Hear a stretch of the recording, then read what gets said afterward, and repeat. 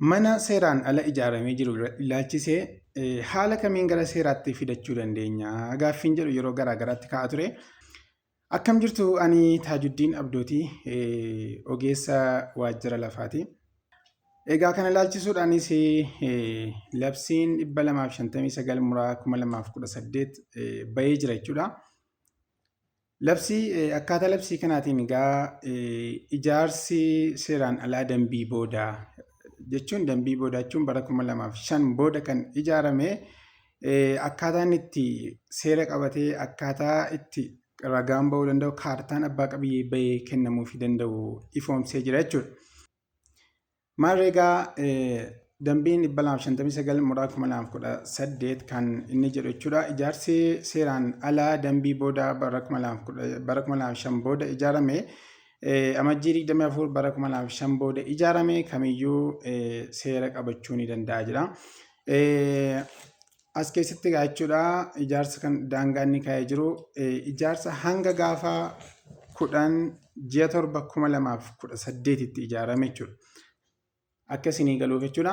Ijaarsa amajjii 24 bara 2005 hanga gaafa 10 ji'a 7 2018 gidduu ijaaramee jiru akkaataan itti seera qabatu kaa'ee jira jechuudha. Ijaarsi gaafa 10 ji'a 7 2018 booda ijaaramu kamiyyuu kan fudhatama hin qabne ta'uusaa akkasumas kan diigamu ta'uusaa ifatti kaa'ee jira. Haalli ijaarsi kun itti keessummaa jechuudha. Tokkoffaan ulaagaansaa yoo ilaallee pilaanii magaalaatiin wal simuu qaba jedha.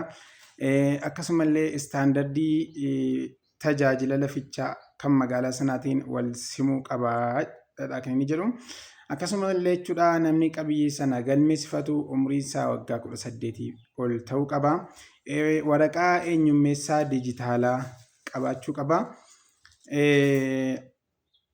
Akkasumallee haala argannaa isaa kan ibsu iyyannoolee qabatee dhiyaachuu danda'u qaba jechuudha.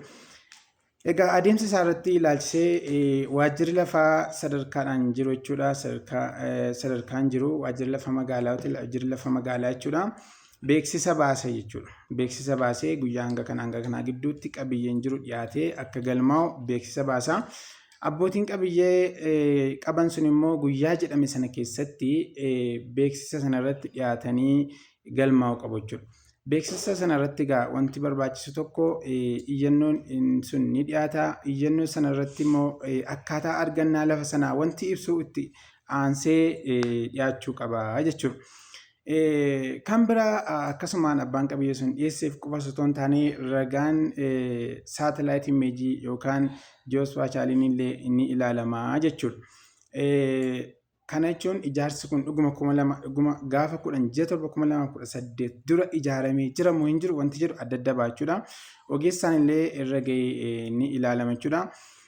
Kanaaf egaa haalli inni itti seera qabatu haalota kanadha jechuudha. Wantoota gaaffii isinitti ta'e gaafachuu dandeessu.